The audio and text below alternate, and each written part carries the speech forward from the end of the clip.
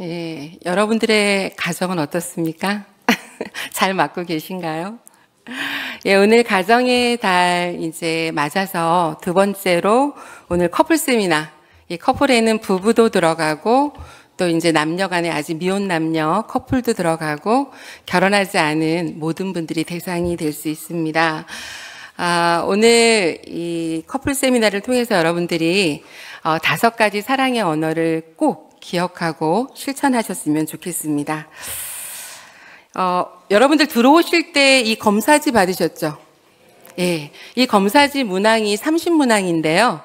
제가 만든 건 아니고 게리 체프먼이라고 하는 분이 이 사랑의 5가지 언어에 대해서 연구를 많이 하셨는데 이 검사지도 만드셨거든요. 이 검사지가 30가지 문항으로 되어 있는데 2개 중에 하나를 선택하시면 되고, 요거는 맨 뒷장에 보시면 A, B, C, D, E로 해서 개수를 적게 돼 있어요. 그래서 이 A부터 이 E까지 5가지 사랑의 언어를 개수만 일단 체크를 해 놓으시면 나중에 내가, 아내가, 남편이 어떤 사랑의 언어를 가지고 있는지 알 수 있는 검사지입니다. 오늘 강의를 들으시면 더 확실하게 알 수 있으니까 우리 부부가 한번 잘 맞춰보셨으면 좋겠다는 생각이 듭니다. 자, 보세요, 여러분들. 우리가 사랑을 할 때 처음에 우리가 만났을 때 어떤가요? 남녀들이 만나게 되면 여기 그림 보이는 것처럼 나 잡아봐라 하면서 엄청 알콩달콩하던 그런 시절이 있죠. 근데 시간이 많이 지나면서 어떻게 되나요? 시간이 지날수록 가까이 오지 마 하면서 이렇게 싸우게 되는 그런 우리의 모습을 볼 수가 있는데요. 사람마다 사랑의 언어가 다르다고 합니다. 우리가 사랑의 언어가 같다고 생각하시는 분도 있는데 오늘 강의를 들으시면 상대방의 사랑의 언어가 이렇게 달랐다고? 하면서 이제 새로운 발견을 하실 수 있을 거라고 생각이 듭니다. 자, 그렇다면 우리는 사랑의 언어를 왜 배워야 할까요? 어느 나라 언어이든지 간에 이 사랑이라는 언어는 굉장히 중요한 언어입니다. 우리가 성경 속으로 들어가 보면 예수님께서 요한복음 13장 35절에 이렇게 말씀하셨습니다. 너희가 서로 사랑하면 그 사랑을 보고 모든 사람이 너희가 내 제자인 줄 알리라. 알 것이다. 이렇게 말씀하셨습니다. 여러분, 우리가 상대방을 향해서 나 당신 사랑해. 정말 사랑해. 이렇게 사랑한다고 고백했는데 정작 그 말을 들은 아내는 나를 사랑하는지 느껴지지 않는데? 사랑한다고 하는데 왜 안 느껴지지? 상대방이 사랑한다는 고백을 받았어도 그걸 느낄 수 없다면 그 사랑 고백을 받은 사람은 사랑을 받은 게 아니죠. 그렇죠? 그래서 우리가 사랑하는 것을 사랑으로 느끼는 게 굉장히 중요하다는 것입니다. 그래서 사랑하는 것과 소통하는 것은 별개의 문제라는 것입니다. 5가지 사랑의 언어는 제가 앞서서 지금 말씀을 좀 드렸었는데요. 이게 안 넘어갔었군요. 이 5가지 사랑의 언어는 미국의 부부 상담 전문가인 게리 체프먼이라는 분이 계세요. 이 게리 체프먼이 1990년도에 이 발표한 이론인데 이 발표한 이론이 지금까지 1990년도 이후로 계속해서 전 세계적으로 많은 가족의 문제라든지 연인 관계의 갈등을 해결하는데 아주 효과적인 도구로 쓰여진 이론이라는 것입니다. 그만큼 신빙성이 있다는 것이고요. 이제 5가지 사랑의 언어를 소개하겠습니다. 제가 여러분들이 이 강의를 듣고 나가실 때는 5가지 사랑의 언어를 반드시 외울 수 있도록 제가 알려드릴 거예요. 자, 첫 번째는 뭐냐면 인정하는 말입니다. 2번째는 함께하는 시간. 3번째는 선물. 4번째는 봉사. 5번째가 스킨십입니다. 이 5가지가 사랑의 언어이고 여러분들이 받으신 검사지의 A, B, C, D, E가 차례대로 인정하는 말, 함께하는 시간, 선물, 봉사, 스킨십인데요. 여러분들에게 수화를 아시는 분도 있고 모르시는 분도 있는데 이제 이 5가지 언어에 대해서 제가 하나하나 자세하게 설명을 드릴 거지만 여러분들의 기억을 돕기 위해서 지금 제가 손을 가지고 한번 수화하듯이 알려드릴 건데요. 손을 한번 이렇게 해보세요. 자, 따라합니다. 인정하는 말. 인정하는 말. 그리고 한 사람, 두 사람이 모여서 두 사람이 됐어요. 자, 함께하는 시간. 함께하는 시간. 자, 세 번째, 선물. 선물입니다. 네 번째는 엄지손가락을 이렇게 접으셔야 돼요. 이게 나예요. 나를 접고 네 가지 이 네 손가락을 들고 이렇게 올리세요. 자, 봉사. 왜 이 엄지손가락을 접느냐 하면 이 엄지손가락을 나라고 했을 때 나는 없이 어때요? 상대방을 위해서 내가 봉사하는 것을 말합니다. 봉사예요. 다섯 번째는 손가락을 다 핍니다. 손가락 다 펴서 마지막에 뭐였죠? 스킨십. 자, 깍지를 껴주세요. 스킨십. 이제 다섯 가지의 언어를 손동작으로 배웠어요, 여러분. 한 번만 더 해보고 강의 들어볼게요. 자, 첫 번째 인정하는 말. 인정하는 말. 두 번째, 두 사람이 만났어요. 함께하는 시간. 시간. 선물. 자, 봉사는 엄지를 접고 올리는 거. 봉사. 그 다음에 스킨십은 깍지 끼는 거. 스킨십입니다. 마지막에 한번 잘하시는지 보도록 하겠습니다. 자, 그러면 첫 번째로 이제 인정하는 말에 대해서 우리가 알아볼 건데요. 이제 인정하는 말을 보게 되면 인정하는 말의 정의는 뭐냐 하면 상대방의 존재 그리고 그 능력에 대해서 있는 그대로 인정해주고 격려해주고 칭찬하는 것, 이것을 인정하는 말이라고 합니다. 여기 아주 작은 글씨로 이제 뭐라고 써 있냐면 보이지 않는 가능성까지 인정해주는 것. 정말 깊이 있게 인정해주는 건데 이것을 하나님의 언어로 설명하면 당신은 하나님의 형상대로 창조되었습니다. 하나님의 사랑을 받는 구원받은 자녀라는 것을 인정해주는 거예요. 자, 그렇다면 인정하는 말을 실천하는 방법은 뭐냐 하면 우리가 반응해주는 거. 우리가 리액션이라고 하죠. 반응해주는 게 굉장히 중요해요. 그렇구나. 아내가 여보 나 이런 일이 있었는데 너무 신났어. 그럴 때 그냥 무관심하게 가만히 있는 게 아니라 아유 그랬구나. 나라도 그랬겠다. 이게 반응이죠. 반응해주고 공감해주는 거. 공감이라는 건 뭐예요? 상대방이 이야기하고 있는 것을 내가 그대로 받아들여주면서 그 말에 동의해주는 건데 이게 인정하는 말을 우리가 할 때에는 이제 진정성을 가지고 해야 되고 또 사랑의 마음을 가지고 해야 됩니다. 이 인정하는 말의 반대말은 폭언이라고 할 수가 있는데 우리가 이제 많이 예를 들어서 하는 말 중에 이게 있어요. 이 물과 물을 놓고선 실험을 했는데 한쪽에는 칭찬의 말을 하고 한쪽에는 막 이렇게 안 좋은 말을 막 했을 때 그 물 색깔이 변한다는 실질적인 연구가 있거든요. 그래서 우리가 누군가에게 폭언을 하거나 부정적인 말을 하는 것들이 그 사람의 영혼을 죽일 수 있다는 걸 우리는 생각해야 된다는 것입니다. 그렇다면 인정하는 말이라고 하는 것이 이제 나한테 사랑의 언어다. 첫 번째 1순위다. 라고 하는 사람은 어떨까요? 많은 남자분들이 인정하는 말에 대해서 굉장히 나는 인정받으면 너무 신이 나. 그래서 이 인정하는 말이 1순위인 분들은 말만 상대방이 잘해줘도 슈퍼맨이 될 수 있다는 것입니다. 자, 볼게요. 슈퍼맨이 나왔죠? 그래서 부탁할 때도 우리가 조금 더 우리 아내분들이나 여자분들이 남편한테 또 남자친구한테 뭔가를 부탁할 때도 구체적으로 하는 게 좋아요. 그냥 여보 이거 해줘. 자기야 이거 해줘. 저거 해줘. 이런 말이 아니고 자기야 이런 게 있는데 나 혼자 해보니까 잘 못하겠어. 자기는 이런 거 너무 잘할 것 같아. 도와줄 수 있어? 이런 말이죠. 조금 더 구체적으로. 그리고 부탁한 거를 해줬을 때도 고마워, 땡큐. 이게 아니라 구체적으로 얘기하라는 거죠. 자기는 어떻게 이런 걸 잘해? 자기가 하니까 내가 생각했던 것보다 훨씬 잘 됐어. 너무 고마워. 그쵸? 그냥 땡큐나 고마워 할 때보다 훨씬 듣는 사람이 어때요? 인정받는 느낌이 든다는 것입니다. 그래서 고마운 것을 고맙다고 표현하고 또 부탁할 때에도 우리가 지혜롭게 부탁하는 자세가 필요하다는 것입니다. 여러분들 보게 되면 그렇다면 이 인정하는 말들을 내가 금방금방 생각이 잘 안 나는 분들도 있어요. 이럴 때 어떻게 하면 좋을까요? 우리가 이제 요즘은 유튜브도 많이 보고 또 텔레비전에서 여러 가지 정보들을 많이 얻게 될 때도 있는데 우리가 보다가 그런 인정해주는 말이나 이런 기사들이 나게 됐을 때 좀 메모해서 기록해보고 그런 것들을 표현해보는 것도 좋은 방법이라고 할 수가 있습니다. 그리고 상대방이 없는 데서 이렇게 내가 내 아내 남편에 대해서 칭찬을 하게 되면 그게 결국 나한테로 돌아올 때도 있어요. 돌아와서 내 아내가 나에 대해서 이렇게 칭찬을 했구나. 이렇게 들을 때에 어때요? 더 기쁘고 그런 표현들을 같이 나눌 수 있다는 것입니다. 아까 두 번째 기억나시죠? 두 번째 함께하는 시간입니다.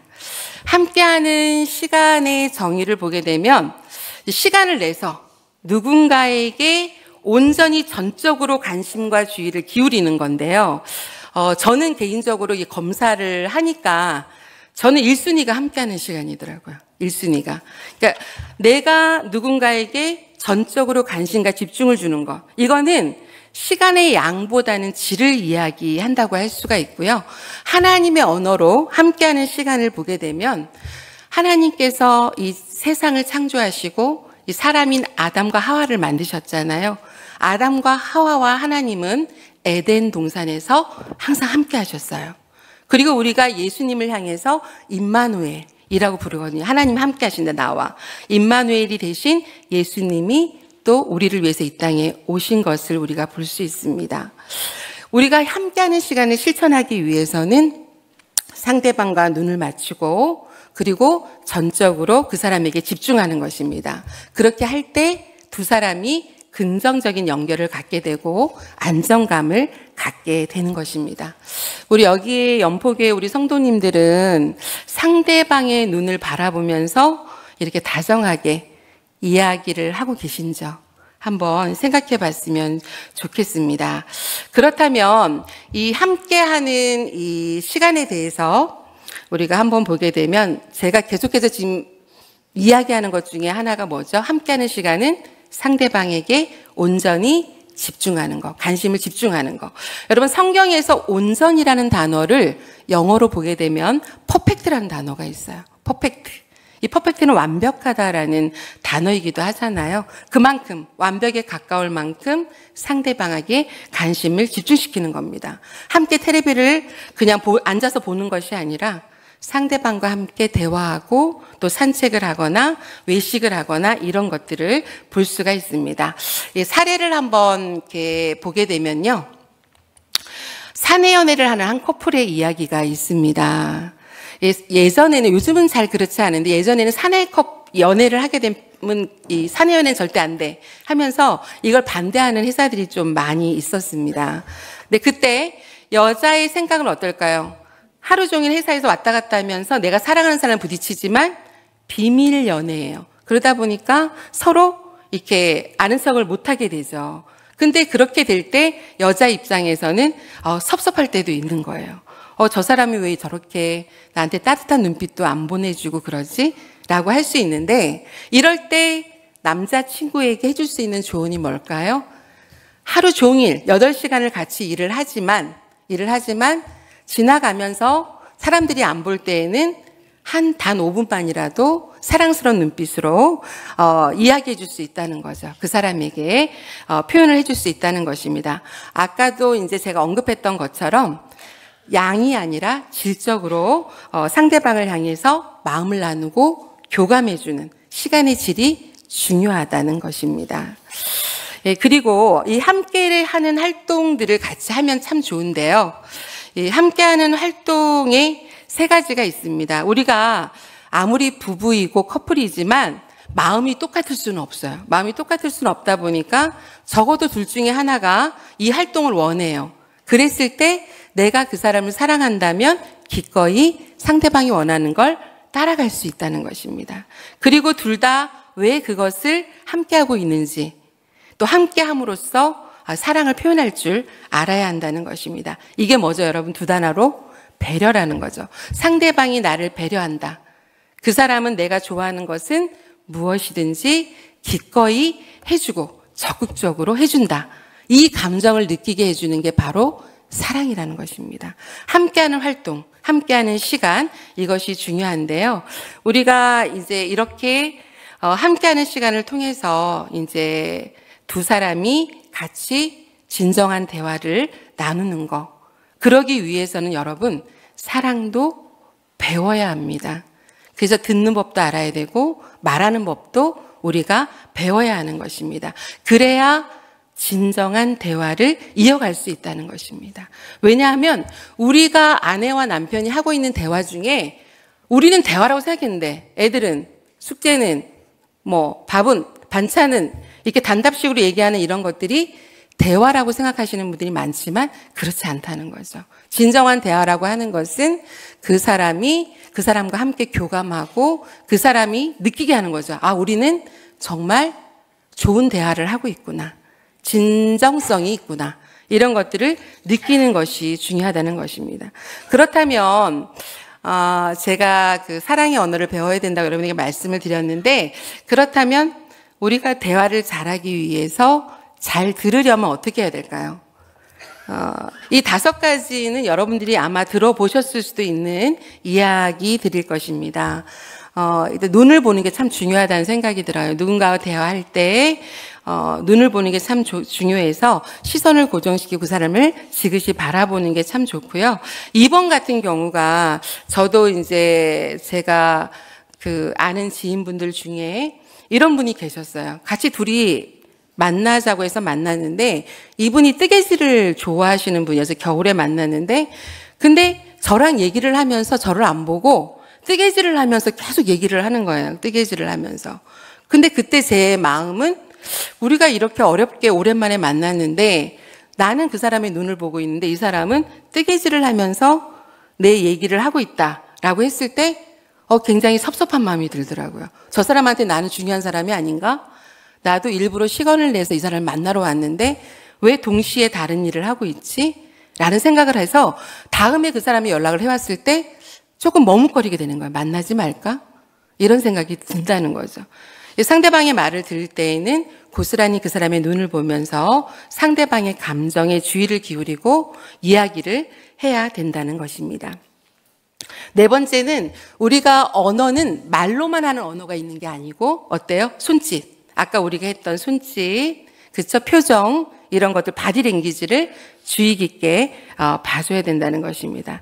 그리고 상대방의 이야기를 할 때 우리 자주 그러죠. 벌써 아내가 얘기하고 있는데 벌써 이렇게 혈압이 오르거나 분노가 차면 어때요? 말을 끊어버리죠, 막. 그게 아니고 막 이러면서 말을 가로막거나 이럴 때가 있단 말이죠. 근데 상대방의 이야기를 가로막지 않는 거 굉장히 대화를 잘하는 방법 중에 하나라고 할 수가 있습니다.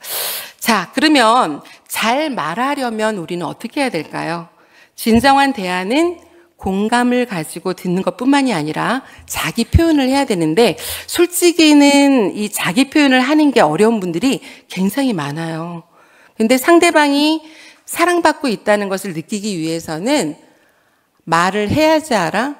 당신이랑 나랑 벌써 30년을 살았는데 20년을 살았는데 꼭 말을 해야 돼? 여러분, 말을 해야 돼요. 이 내가 말을 해야, 표현을 해야 그 마음을 보여줄 수가 있어요. 가만히 있는데 알 수 없거든요.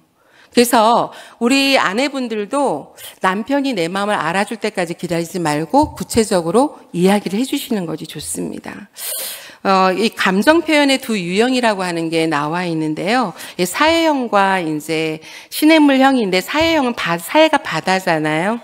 바다인데 이 바다 유형의 감정 표현을 하는 분들은 엄청나게 많은 걸 받아들이지만 말하는 걸 별로 좋아하지 않아요. 그러다 보니까 아내가 무슨 일 있어? 왜 그래? 왜 이렇게 저기압이야? 얘기를 해도 무슨 일이 있어요. 있는데 어때요? 아무 일이 없다고 그냥 하는 게 편하다고 생각하는 유형입니다. 시냇물형 같은 경우는 졸졸졸졸 막 그러잖아요. 그러니까 눈과 귀로 듣는 모든 것들을 입으로 얘기를 해야 돼요. 표현을 막. 근데 단점이 있어요. 뭐죠? 너무 자기가 잘잘잘잘 흐르는 시냇물처럼 계속 내보내다 보니까 상대방에게 생각할 시간을 주질 않아요. 그러다 보니까 이제 이런 유형의 사람들도 있다는 것입니다. 그래서 여기 맨 밑에 별표가 있어요. 1일 권장량을 여러분들에게 알려드립니다. 이 사회형과 시냇물형은 서로 매력을 느낄 수는 있지만 우리가 이걸 조율하기 위해서는 하루에 일어났던 일들 중에 한 3가지, 너무 많이 말고 3가지 정도만 서로에게 이야기해주면 어떨까? 이런 생각을 하였습니다. 자, 벌써 우리가 2가지 사랑의 언어를 얘기했어요. 첫 번째 인정해주는 말, 2번째 함께하는 시간. 3번째 뭐였죠, 여러분? 선물입니다. 선물 받는 거 좋아하시는 분들이 있죠. 우리 여성분들도 선물 받는 거 굉장히 좋아하시는 분들이 있는데 저는 선물이 2였습니다. 여러분 기억해 주십시오. 2, 제가 선물 받는 거 2인데 이 선물의 정의를 보게 되면 선물은 사랑의 상징물이죠. 나는 당신을 기억합니다. 사랑을 표현하는 보편적인 방식이기도 한데 이 선물은 이 전달되는 그런 방식도 굉장히 중요합니다.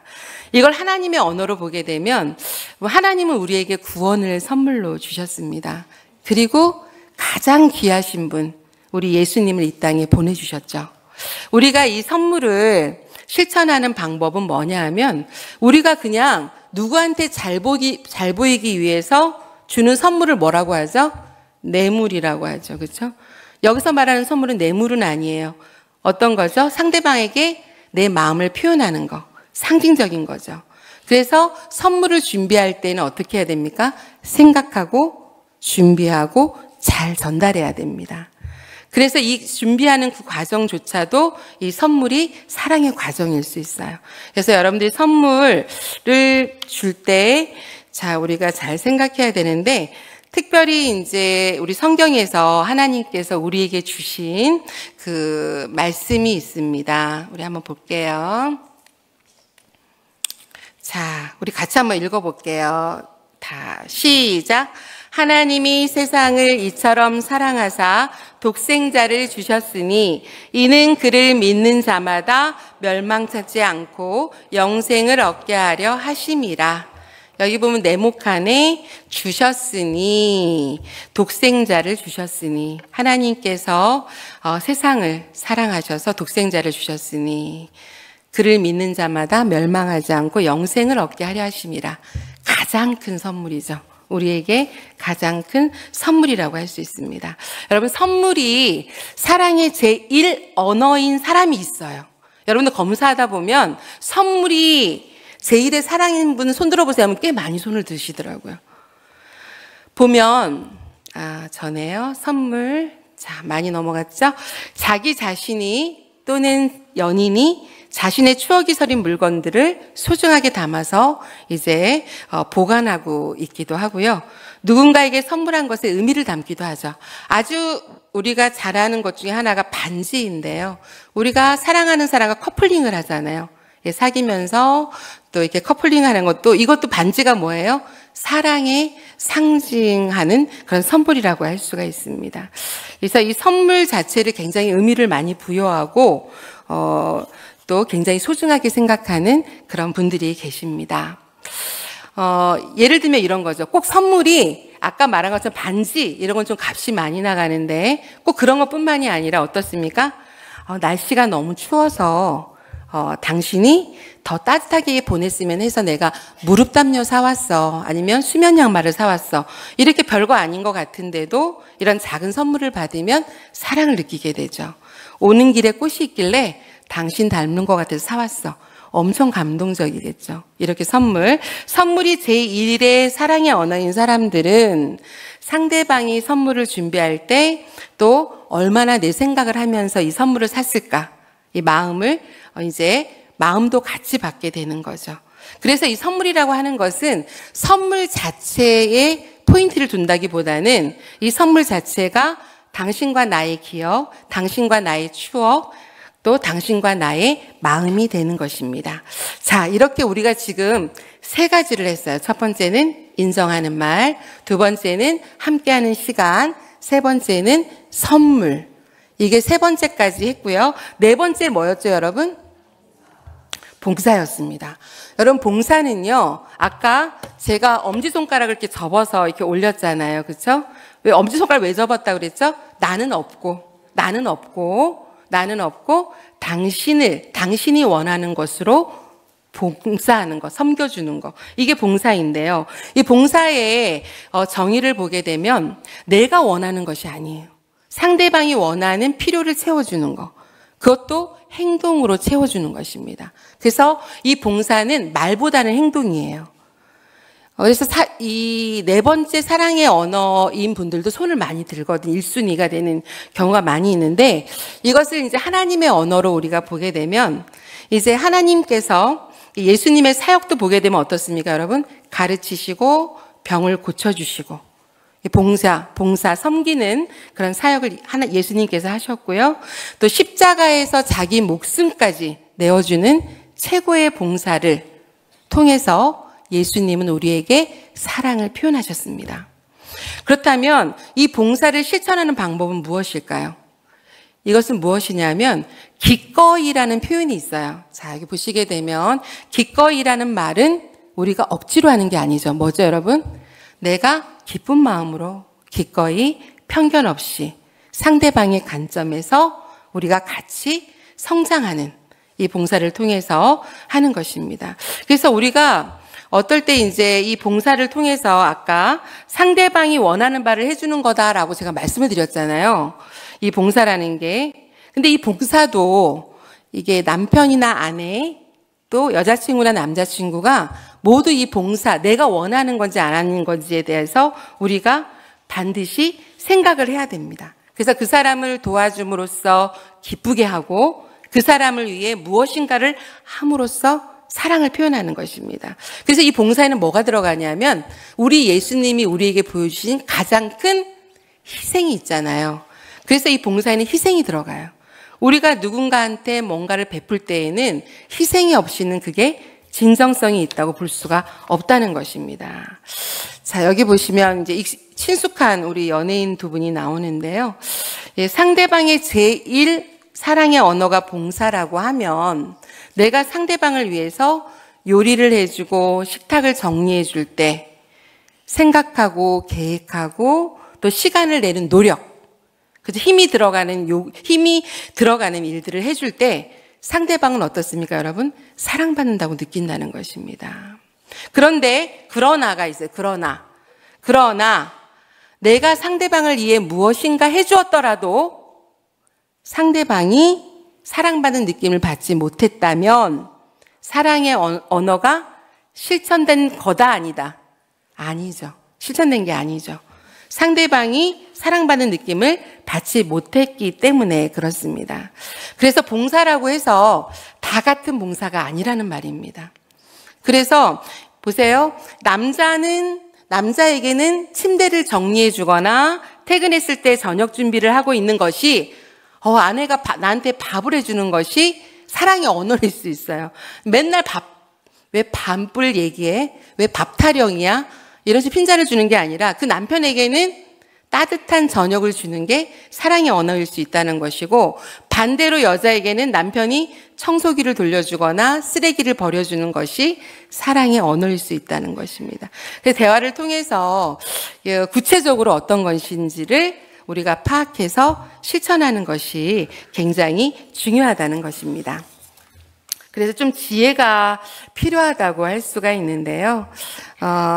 고정관념을 갖지 마라라는 이야기를 제가 가지고 나왔는데 그 따옴표 속에 보시면 훌륭한 배우자라면 나를 위해서 이렇게 해야지, 남자라면 이렇게 해야지, 여자라면 이렇게 해야지 라고 하는 이런 고정관념들은 우리 커플들에게는 전혀 도움이 되지 않는다는 것입니다.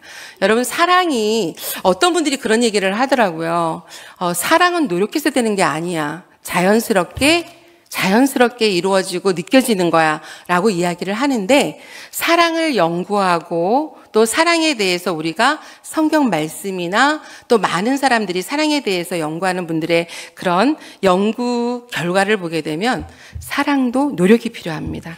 노력을 수반해서 상대방을 알아야 되고 우리가 서로의 언어를 바르게 알고 실천할 때 우리가 그 사랑도 가치 있는 사랑으로, 지혜로운 사랑으로 우리가 더 사랑이 커질 수 있다는 것입니다. 지금까지 우리가 4가지의 사랑의 언어를 했습니다. 첫 번째는 인정하는 말, 두 번째는 함께하는 시간, 세 번째는 선물, 네 번째는 봉사. 마지막 뭐였죠? 스킨십입니다. 스킨십은 가장 강력한 사랑의 언어라고 이야기를 하는데요. 이 스킨십을 정의를 하게 되면 상대방이 이제 힘과 용기, 친밀감을 느낄 수 있도록 적절한 신체 접촉을 하는 걸 말해요. 그래서 이게 신체 접촉이 꼭 부부간의 성관계만을 이야기하는 것이 아니라 우리가 안아줄 수도 있고 어깨를 토닥토닥 할 수도 있고, 그쵸? 토닥할 수도 있고 손을 잡아줄 수도 있고 하이파이브도 할 수 있고, 이 모든 게 다 스킨십입니다. 이 스킨십은 가장 강력한 사랑의 언어인데요. 하나님의 언어로 우리가 성경 속에 보게 되면 예수님께서 직접 맹인의 눈을 만지셨죠. 스킨십입니다. 어린아이를 직접 안으셨어요. 안고 축복하셨어요. 스킨십입니다. 그렇죠? 우리가 하는 여러 성령 체험도 이런 하나님의 언어로는 스킨십에 들어간다고 할 수가 있는데, 이 스킨십을 실천하는 방법을 보시면 상대방이 분명히 동의를 해야 돼요. 상대방이 동의도 안 않고 그냥 부부가 아닌 남녀 관계에서 와락 안아버린다든지 그쵸? 손을 막 세게 잡는다든지 이런 건 굉장히 무례할 수 있죠. 상대방의 동의를 얻어서 우리가 스킨십을 할 수 있어야 되고, 멈출 때는 또 멈출 수 있어야 됩니다. 그래서 이 스킨십은 강력한 사랑의 언어이지만 서로를 존중하는 범위에서 우리가 할 수 있는 가장 강력한 사랑의 언어라고 할 수가 있습니다. 그래서 이 사랑의 언어들을 보게 되면 성경에 나와 있는 그 맹인을 만져주신 이야기도 제가 했고요. 그리고 상대방의 동의를 얻어야 된다는 말씀도 드렸는데, 이 아동 발달 과정에서도 이런 많은 연구 보고서를 보게 되면 육체적인 접촉을 갖지 않고 지낸 아이보다는 많이 안아주고 스킨십을 한 아이가 훨씬 건강하게 자란다고 합니다. 그래서 우리 예수님께서도 우리 아이들을 많이 안아주시고 축복하셨다는 거 기억해 주시고, 우리가 부부간에 또 사랑하는 사람과 함께 손을 잡고 안고 또 성관계를 갖는 이런 모든 스킨십들은 굉장한 사랑을 전달할 수 있는 중요한 수단이 된다는 것입니다. 접촉이 굉장히 중요하다는 건데요. 그래서 여러분들이 우리 부부뿐만이 아니라 나의 자녀한테도 계속해서 스킨십을 통해서 안아주고 또 토닥여주고 손을 잡아주는 것은 굉장한 사랑의 언어가 될 수 있다는 것을 기억하셨으면 좋겠습니다. 자, 그래서 이제 우리가 5가지를 지금 했는데 사랑의 언어 실천하기 3가지로 요약해 봤습니다. 제가 이론적인 얘기를 하다 보니까 다소 이걸 다 어떻게 기억하지? 라고 할 수 있는데 다 기억하지 않으셔도 돼요. 이제 제가 아까 저랑 같이 했던 그 동작들을 기억하시고 그걸 통해서 내가 검사지를 통해서 나의 사랑의 언어가 뭔지 그걸 체크하신 후에 실천하시면 돼요. 작은 것부터 차근차근 실천하시고 또 사랑을 훈련하시고, 그리고 내가 사랑하는 사람과 함께 성장하는 그런 사랑을 만들어 가셨으면 좋겠다는 생각이 듭니다. 자, 이제 제가 질문을 3가지를 좀 해보려고 하는데요. 자, 첫 번째, 돌아갔네요. 자, 사랑의 언어로 실천하기. 하나가 빠졌나 보다. 자, 여러분들에게 제가 질문하겠습니다. 여러분들 지금 5가지 사랑의 언어를 들으셨는데 이 5가지 사랑의 언어를 실천하고 싶은 대상이 떠올랐죠? 안 떠오르셨어요? 떠오르시죠? 떠오르셔야 되는데, 떠오르는 대상이 있을 겁니다. 그리고 내가 가장 자신 있고 가장 잘할 수 있는 실천이 무엇인지 이제 생각해 보시기 바랍니다. 그리고 나는 누구에게, 땡땡에게 어떤 사람으로 기억되고 싶으신가요?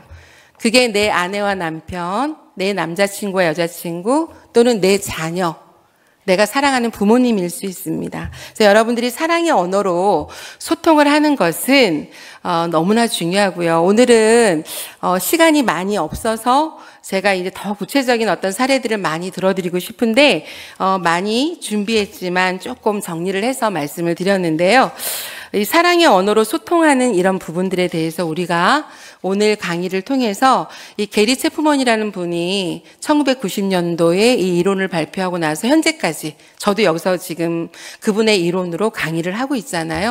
하고 있으니까 계속해서 이 이론이 많은 사람들에게 들려지고 또 실천되어지기를 바라는 것은 그만큼 전 세계의 많은 커플들이 이 이론을 통해서 사랑의 언어를 실천하면서 굉장한 효과를 봤다는 것입니다. 그래서 여러분들도 우리는 특히나 크리스찬이잖아요.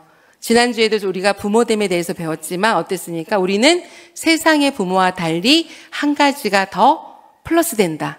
우리는 크리스천 부모됨을 알아야 된다.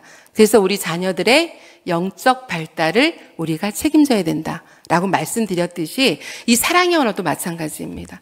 우리는 크리스천 커플이고 크리스천 부부이고 크리스천 가정을 이루고 살아가고 있습니다. 그래서 우리의 삶 가운데서는 항상 그 가운데 누가 계세요?